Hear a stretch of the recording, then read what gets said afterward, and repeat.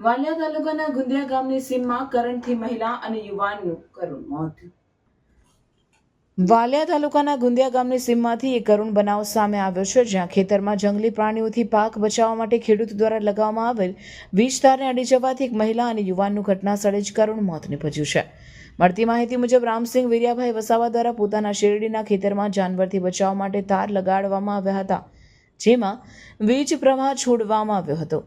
દુર્ભાગ્યવશ તારીખ 3 ઓગસ્ટના રોજ બપોરે 12:30 લઈને 4 ઓગસ્ટના સવારે 8 કલાક વચ્ચે ગામની સવિતાબેન રાકેશ વસાવા અને પ્રવીણ પ્રભાત વસાવા ભૂલથી આ તારને અડી ગયા હતા, જેના પરિણામે તેઓને જોરદાર વીજ કરંટ લાગતા બંનેનું ઘટના સ્થળે જ કરુણ મોત થયું હતું.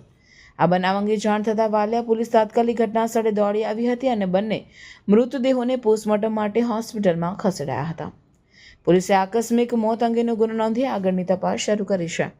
અત્રે ઉલ્લેખનીય છે કે મૃત્યુ પામનાર પ્રવીણ વસાવા વાલિયા પોલીસ મથક ખાતે ગ્રામ રક્ષક દળમાં ફરજ બજાવતા હતા. તેમના અકાળ નિધનથી સમગ્ર જીઆરડી દળમાં શોકની લાગણી ફેલાઈ છે.